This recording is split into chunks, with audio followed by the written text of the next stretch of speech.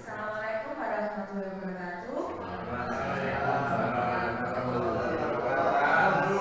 Baik, yang saya hormati ada Bapak Kepala Sekolah SD Negeri 1 dan rekan-rekan guru serta staf SD Negeri 1 yang saya hormati.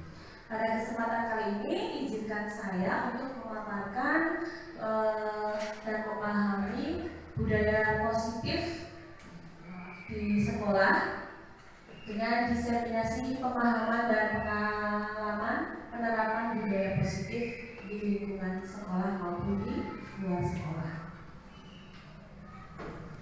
Adapun konsep-konsep budaya positif yang pertama yaitu perubahan paradigma belajar, yang kedua disiplin positif, yang ketiga nilai-nilai kebijakan, yang keempat motivasi perilaku manusia, yang kelima kebutuhan dasar manusia, yang keenam posisi kontrol guru, dan yang ketujuh ada keyakinan kelas serta segitiga restitusi.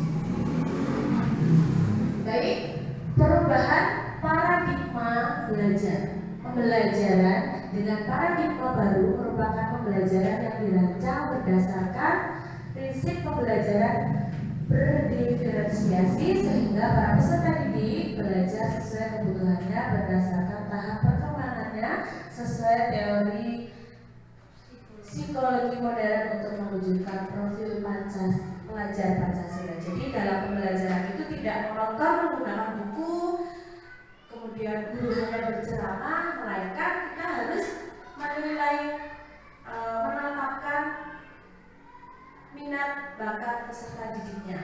Misalkan dengan menggunakan penilaian diagnostik non kognitif dan kognitif untuk mengetahui minat bakat peserta didik kita. Yang nantinya kita akan memberikan pembelajaran model maupun metode yang tepat untuk peserta didik kita. Kemudian ada miskonsepsi tentang makna kontrol. Yang pertama, ilusi guru mengontrol murid. Yang kedua, ilusi bahwa semua penguatan positif efektif dan bermanfaat. Yang ketiga, ilusi bahwa kritik dan membuat orang merasa bersalah dapat menguatkan karakter. Serta yang keempat, ilusi bahwa orang dewasa memiliki hak untuk memaksa. Kemudian, mengubah paradigma stimulus respon ke teori kontrol. Ada stimulus respon dan teori kontrol. Kemudian di sini ada disiplin positif. Disiplin itu berasal dari kata disiplina yang berarti belajar, dan disiplin mengacu pada disiplin diri yang memiliki tanggung jawab terhadap apa yang dilakukan berdasarkan nilai-nilai yang diyakini. Kemudian disiplin positif merupakan salah satu cara penerapan disiplin yang bertujuan untuk menumbuhkan kesadaran serta memperdayakan peserta didik tanpa imbalan atau penghargaan. Biasanya kita kalau di sekolah atau dengan anak sendiri, ayo adik-adik jangan rewel ya. Nanti kalau nggak rewel ibu beri permen. Ternyata itu adalah langkah yang salah. Begitu juga dengan memberi hukuman, misalkan telat masuk kelas, memberi hukuman, kamu harus membersihkan toilet, itu tidak tepat. Kemudian ada disiplin positif, cara penerapan disiplin yang mengajarkan anak bertanggung jawab dan menumbuhkan kesadaran diri berdasarkan nilai-nilai kebajikan. Yang kedua, lebih tertuju ke arah disiplin yang dapat mengontrol diri untuk melakukan segala tindakan. Kemudian dapat membuat peserta didik memahami dan menyadari berdasarkan motivasi intrinsik, bukan akibat dari perasaan, ujian maupun hukuman. Nah, selanjutnya ada nilai-nilai kebajikan. Nilai yang disepakati bersama lepas dari suku, bangsa, agama, bahasa maupun latar belakangnya. Contoh nilai kebajikan institusi atau organisasi. Yang pertama, profil Pancasila, beriman, bertakwa kepada Tuhan Yang Maha Esa, dan berakhlak mulia, berkebinekaan kebinekaan global, bergotong royong, mandiri, kreatif, serta bernalar kritis. Kemudian ada Info Primary Years Program, yaitu toleransi, rasa hormat, integritas, mandiri, menghargai, antusias, empati, keingintahuan, kreatif, kerjasama, serta percaya diri dan komitmen. Kemudian keterampilan hidup atau life skill, dapat dipercaya, lurus hati, pendengar yang aktif, tidak merendahkan orang lain, memberikan yang terbaik dari diri. Yang ketiga, harus memberikan motivasi perilaku manusia. Yang pertama, literatur 1, untuk menjadi orang yang mereka inginkan dan menghargai diri sendiri dengan nilai yang mereka percaya. Kemudian yang kedua, hindari hukuman dan pemberian penghargaan yang lebih berlebihan untuk meminimalisir motivasi intrinsik dari dalam diri peserta didik. Jadi tadi sudah dibahas, kalau peserta didik melakukan kesalahan itu sebaiknya jangan diberi hukuman, melainkan ditanyakan dulu sebabnya apa, kemudian apa yang dilakukan itu sudah betul atau belum, jika belum apa solusinya nanti, seperti itu. Kemudian hukuman, konsekuensi, dan restitusi. Hukuman di sini tidak terencana atau tiba-tiba. Kemudian murid tidak tahu apa yang akan terjadi atau tidak dilakukan. Bersifat satu arah berupa hukuman atau fisik atau psikis. Kemudian konsekuensi, terencana atau disepakati sesuai peraturan. Murid tetap dibuat tidak nyaman, sikap guru selalu memonitor murid. Dan yang terakhir adalah restitusi, yaitu memproses, menciptakan kondisi bagi murid untuk memperbaiki kesalahan, proses kolaboratif yang mengajarkan murid untuk mencari solusi sendiri. Jadi ditanyakan dulu, kenapa tadi kamu terlambat sekolah? Terus apakah perbuatan kamu itu salah? Jika salah, coba solusinya seperti apa? Kemudian ada contoh penerapan 5 posisi kontrol guru. Nah, ini yang paling penting ini buat kita semua ya. Yang pertama, di sini ada kasus siswa tidak memakai atribut lengkap saat upacara bendera. Nah, teman, ayo dong ikuti aturan sekolah. Tolong bantu demi Bapak ya. Lain kali jangan sampai berbuat ini lagi ya. Ini adalah posisi guru sebagai pemantau. Kamu tahu peraturannya, sanksi atau konsekuensinya apa? Setelah upacara kamu beli atribut dan jangan diulangi lagi. Menurut Bapak Ibu ini sudah tepat atau belum? Sudah. Kenapa alasannya? Agar lengkap. Ternyata tidak. Ternyata belum tepat. Bukan salah tapi belum tepat. Mungkin anak-anak tidak memakai atribut karena rusak atau karena baju yang ada atribut lengkapnya ternyata basah. Jadi kita harus menanyakan dulu alasannya apa. Seperti itu. Setelah menanyakan alasannya apa, kemudian kita menanyakan perbuatannya itu salah, tepat atau belum. Jika belum, kita bersama-sama mencari solusi, bukan mencari siapa yang salah. Selanjutnya, contoh penerapan 5 posisi kontrol guru. Masih posisi kontrol guru sebagai manajer. Apakah kamu tahu kesalahan kamu?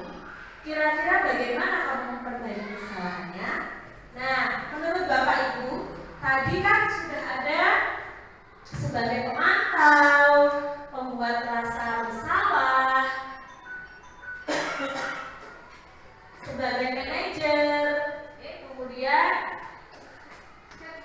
dari ketiga itu menurut Bapak Ibu yang paling tepat yang harus dimiliki dan diterapkan dalam diri seorang pendidik yang mana? Dari pembuat rasa bersalah, Misalkan, ayo dong, jangan bersikap seperti itu, kasihan Bu Guru. Nanti kan siswanya akan merasa bersalah, oh iya ya, kasihan Bu Guru. Terus yang memantau, tiba-tiba kita memberikan hukuman. Ternyata itu kurang tepat. Menurut Bapak Ibu Guru, di antara ketiga itu yang paling tepat mana sebagai guru? Teman.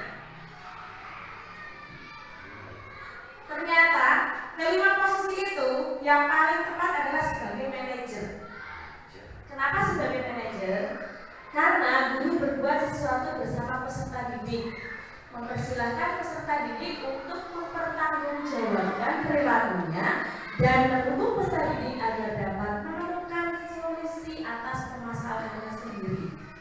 Kedua, posisi manajer mengacu pada restitusi yang dapat menjadi peserta didik sebagai manajer bagi dirinya, sehingga tercipta identitas positif atau berhasil pada diri peserta didik. Seperti itu Bapak Ibu Guru ya. Jadi yang paling tepat itu yang guru sebagai manajer. Jadi kita tidak serta-merta menghukum guru, kemudian menghukum siswa peserta didik, tidak serta-merta kamu salah, kamu harus begini. Tidak. Jadi kita tanyakan dulu alasannya apa, kemudian keyakinan yang dia langgar itu apa, dan akhirnya kita dengan siswa mencari solusi bersama-sama.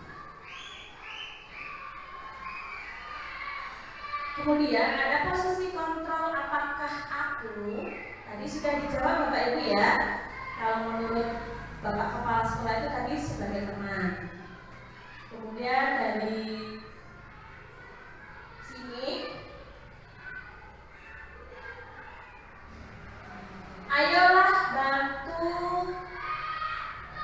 bantulah demi Bapak. Ini berarti termasuk posisi kontrol yang apa tadi?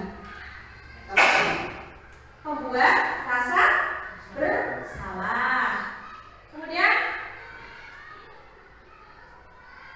peraturannya apa? Siap dengan konsekuensinya. Ini posisi kontrol yang apa? Bukan. Bukan. Apa?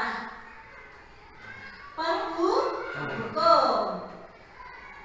Kemudian apa rencana kamu menyelesaikan masalah ini? Kita menanyakan rencananya apa? Berarti sebagai manajer. Baik. Kemudian ada keyakinan kelas. Mengapa keyakinan kelas? Mengapa bukan peraturan kelas? Menurut Bapak Ibu apa? Peraturan dan keyakinan itu beda atau sama? Beda. Bedanya apa? Bedanya apa Bapak Ibu? Ya, silakan Pak Firman. Terima kasih atas waktu yang diberikan. Menurut saya terkait dengan keyakinan dan peraturan.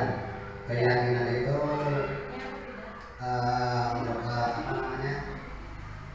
berdasarkan dari diri sendiri atau motivasi dari dalam diri. Adapun peraturan itu datangnya dari luar. Biasanya peraturan kan dibuat oleh suatu lembaga dan orang di dalamnya itu dituntut untuk mengikuti peraturan tersebut. Terima kasih. Baik, terima kasih Bapak Rahman. Betul sekali Bapak Ibu. Mengapa harus keyakinan kelas? Karena keyakinan kelas itu harus kita sepakati dulu, dan keyakinan itu harus muncul dari hati nurani kita masing-masing, bukan serta-merta peraturan dari pihak lain. Ini peraturannya kamu harus ditepati. Tidak. Jadi nanti keyakinan kelas itu peserta didik membuat sendiri peraturannya, membuat sendiri tata tertibnya, dan nantinya mereka akan mematuhinya. Kemudian, mengapa bukan peraturan kelas? Seperti yang disampaikan Bapak Rahman tadi, jika peraturan itu sudah berwujud, sudah tertulis, ini peraturannya, kamu harus menaatinya. Ternyata itu kurang tepat. Kemudian langsung saja, keyakinan kelas di sini itu harus bersifat abstrak, kemudian berupa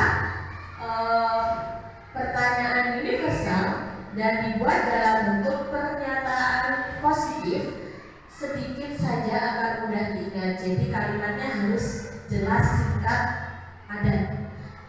Kemudian sesuai dengan kondisi kelas dan sekolah sehingga mudah diterapkan. Itu tujuan dari keyakinan kelas tadi. Kita sesuaikan dulu kondisi kelas, kondisi sekolah, lalu kita membuat keyakinan kelas berdasarkan kondisi-kondisi tersebut. Kemudian semua warga kelas berkontribusi dalam pembuatan keyakinan kelas. Contohnya, nanti peserta didik membuat peraturan sendiri yang nantinya akan ditaati oleh semua peserta didik di dalam kelas. Kemudian pembentukan keyakinan kelas. Guru di sini berperan dalam mewujudkan terbentuknya keyakinan kelas dengan membuat kesepakatan antara guru dengan peserta didik. Keyakinan sekolah atau kelas berupa pertanyaan universal yang mudah diingat, dipahami, dan diterapkan dalam lingkungan sekolah. Contohnya, jika Bapak Ibu masih menggunakan kalimat jangan buang sampah sembarangan, itu sudah efektif apa belum menurut Bapak Ibu? Belum. Kemudian harus menggunakan kalimat yang lebih baik lagi. Contohnya apa? Iya, buanglah sampah pada tempatnya. Ternyata itu masih kurang efektif lagi. Kira-kira apa Bapak Ibu? Jagalah kebersihan. Betul sekali Ibu Sulis. Ternyata sekarang masih banyak ya peraturan-peraturan di kelas yang tertulis jangan buang sampah sembarangan, jangan makan ketika pelajaran. Nah, di sini hindari kata-kata jangan dan tidak. Itu tidak diperkenankan. Jangan, tidak boleh, dilarang. Itu bisa diganti dengan kalimat-kalimat yang lebih baik.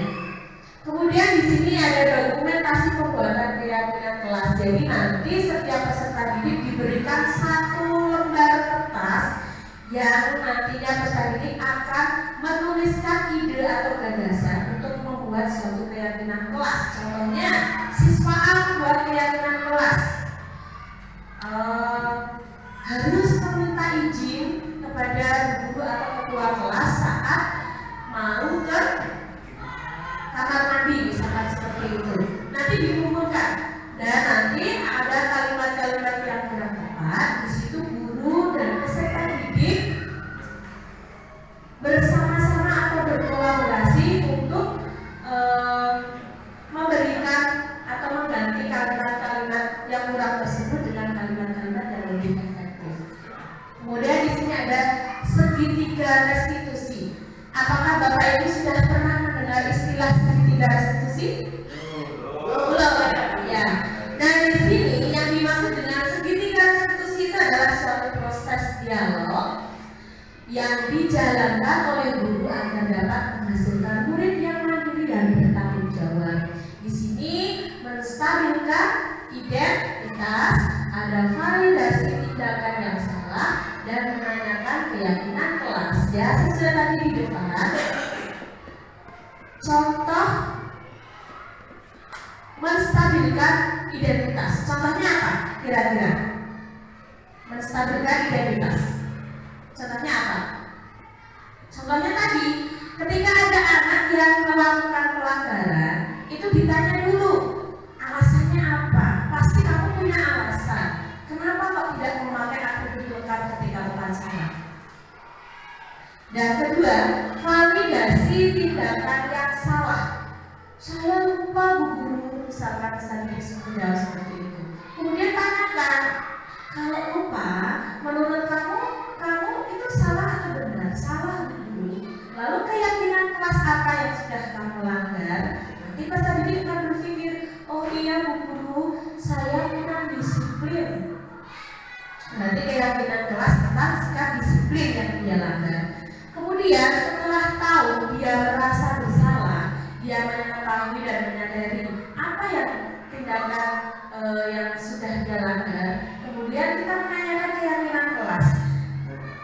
Kemudian kalau keyakinan kelas itu bertanya seperti ini. Setelah kamu melakukan, bahwa kamu sadar kalau kamu melanggar keyakinan kelas tentang kedisiplinan, lalu apa yang akan kamu lakukan untuk memperbaiki kesalahannya? Nanti peserta didik akan dengan sendirinya dari hati nuraninya akan menjawab dan menemukan solusi tersebut. Kemudian penerapan segitiga restitusi dalam penyelesaian masalah. Guru berperan sebagai manajer menggunakan segitiga restitusi dalam setiap penyelesaian masalah melalui 3 tahapan. Tadi ya sudah dijelaskan, melalui menstabilkan identitas, validasi tindakan yang salah, kemudian menanyakan keyakinan. Apa tujuannya? Tujuannya untuk menghasilkan murid yang mandiri dan bertanggung jawab. Nah, ini contoh pertanyaannya. Menstabilkan identitas berdasarkan prinsip membuat kesalahan adalah bagian dari proses belajar. Contohnya ya, jadi kita bisa memberikan kalimat-kalimat yang positif kepada peserta didik. Salah satunya dengan berbuat salah itu wajar, karena setiap manusia itu selalu berbuat salah. Tidak ada manusia yang sempurna. Ibu atau bapak pernah melakukan hal itu.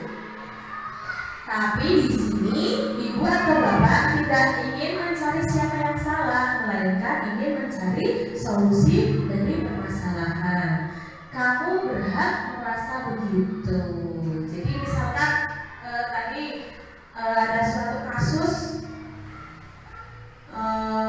siswa, biasanya kalau di SD itu kasus apa yang sering terjadi Bapak Ibu? Berkelahi pasti ada alasannya ya. Tidak serta-merta langsung berkelahi seperti itu. Nah, di kelas saya kemarin juga saya temukan siswa yang berkelahi.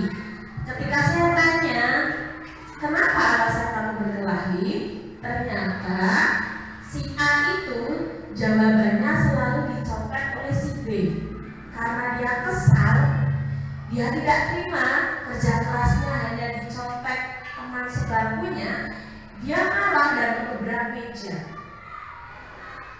Nah, di situ kita tanya, kamu pasti punya alasan kenapa melakukan hal itu. Nah, padahal kamu bisa melakukan yang lebih buruk darinya, misalkan memukul atau biasanya mencubit, yang jamban biasanya yang biasa dilakukan oleh anak-anak. Terus kamu patut bangga karena kamu telah melindungi sesuatu yang penting buat kamu. Nah, setelah tahu alasannya, bu guru saya itu marah karena jawaban saya selalu dicontek oleh teman sebangkunya. Kemudian yang kedua, apa keyakinan kelas kita? Nanti anak akan berespon tentang disiplin, gotong royong, dan sebagainya. Nah, ada sikap sabar seperti itu.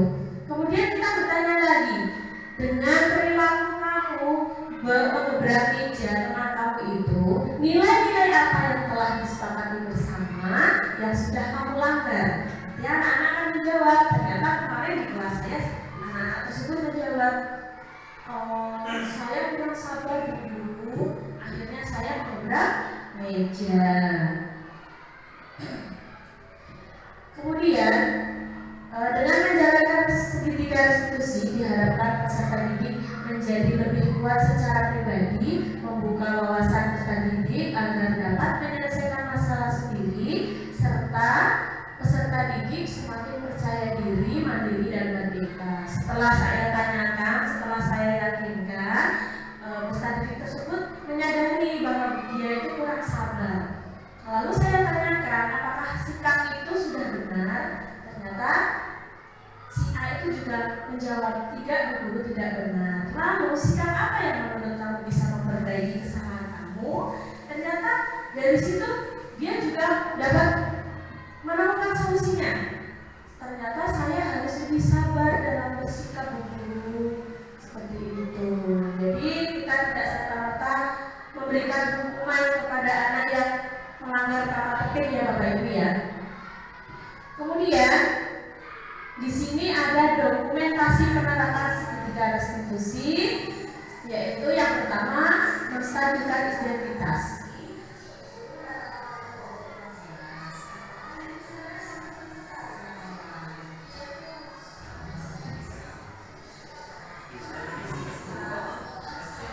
Ya, ini dialog saya dengan siswa saya kemarin. Ternyata Mbak Kirana ini namanya apa? Dia mengebrak meja termasuk bangkunya karena dia tidak terima. Jawabannya selalu dicontek.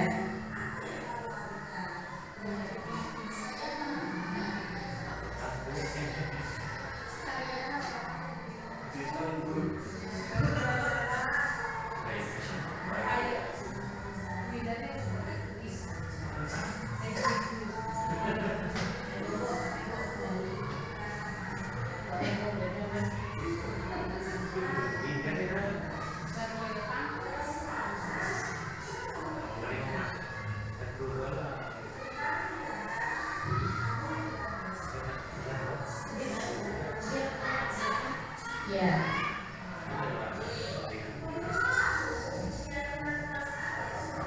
Di sini saya menanyakan keyakinan kelas apa yang sudah kamu lakukan.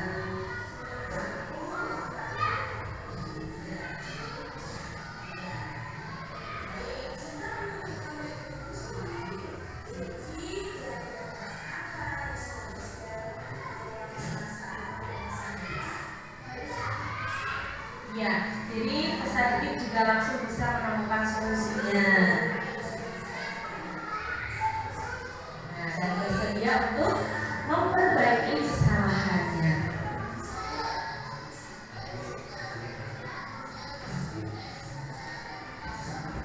Ambil.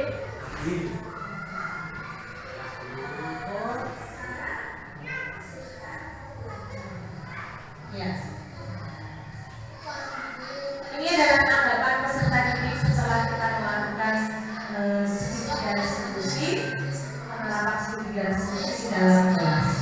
Diskusi oleh Bu Linda untuk mengendalikan amarah dan saya harus tetap sabar dan menghormati teman-teman yang ada di sekolah. Wassalamualaikum warahmatullahi wabarakatuh.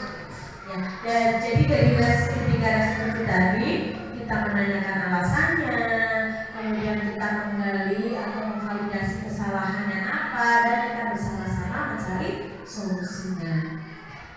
Dan yang terakhir Bapak Ibu adalah penutup. Dalam penerapan program disiplin positif, sejatinya guru memiliki standar kepribadian profesional, sosial yang baik, di mana guru mampu merefleksi dirinya dalam posisi kontrol saat ini, bagaimana perjalanan dirinya sebagai among atau manajer yang menuntun murid-muridnya menjadi insan yang mandiri, merdeka, dan bertanggung jawab.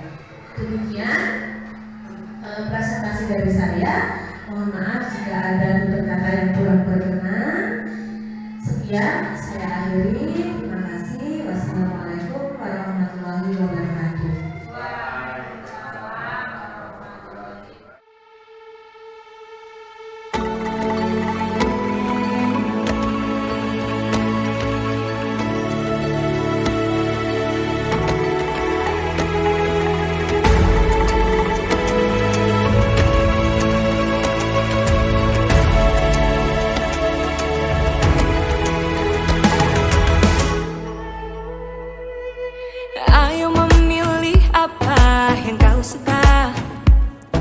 Merdeka belajar wujud yang nyata. Raih mimpimu juga cita-cita. Generasi emas Indonesia. Profil pelajar Pancasila tanamkan di dalam dada. Profil pelajar Pancasila cerdas berkarakter itu kita.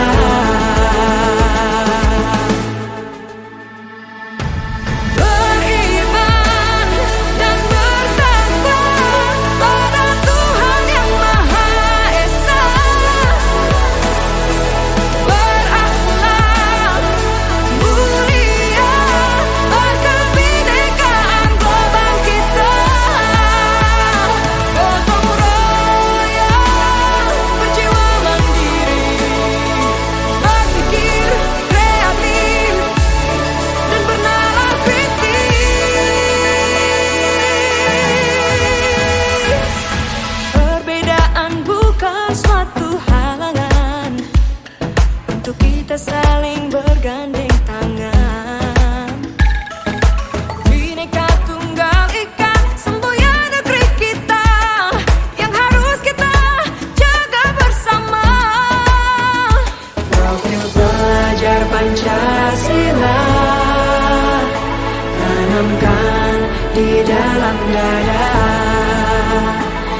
Profil pelajar Pancasila, cerdas berkarakter itu kita.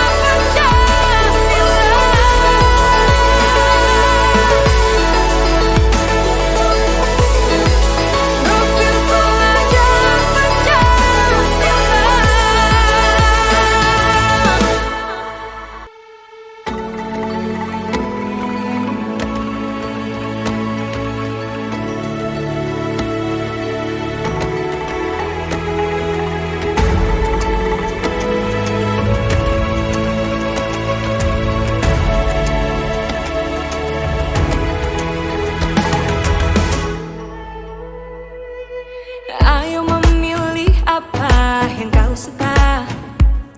Merdeka belajar wujud yang nyata. Raih mimpimu juga cita-cita. Generasi emas Indonesia. Profil pelajar Pancasila,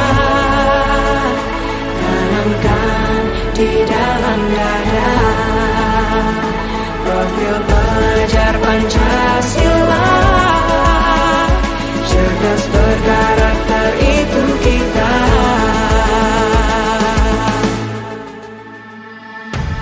Beriman dan bertakwa pada Tuhan Yang Maha Esa.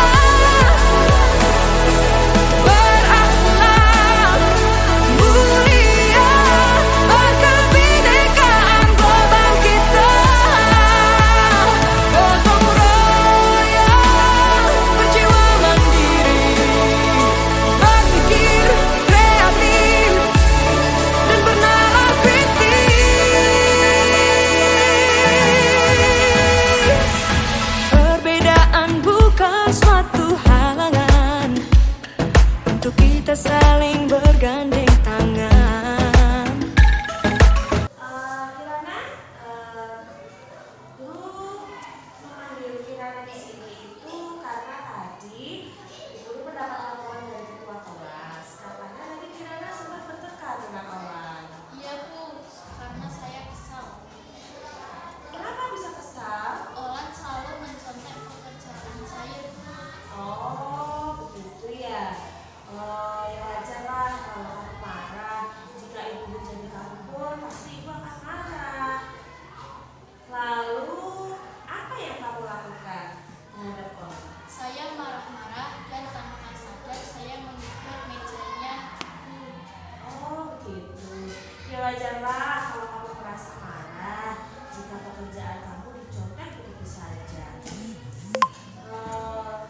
Guru sangat menghargai tindakan kamu yang tidak dibuat lebih dari itu. Misalkan kamu memukul Allah.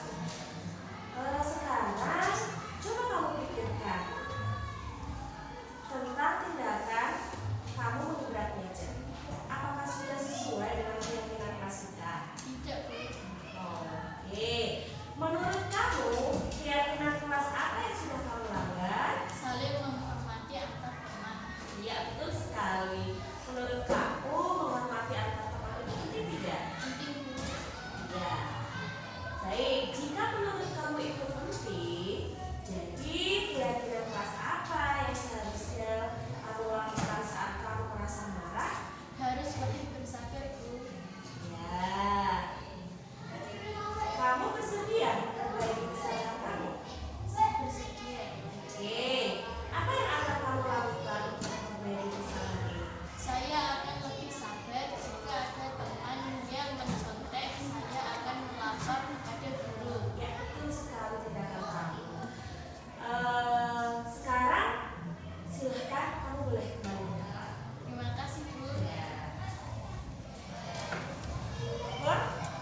warahmatullahi wabarakatuh. Perkenalkan, nama saya Kirana Nurul Askia, siswa kelas 5 SD Negeri Sangubanyu 1. Saya senang sekali diajari diskusi oleh Bu Winda untuk mengendalikan amarah dan saya harus tetap sabar dan menghormati teman-teman yang ada di sekolah. Wassalamualaikum warahmatullahi wabarakatuh.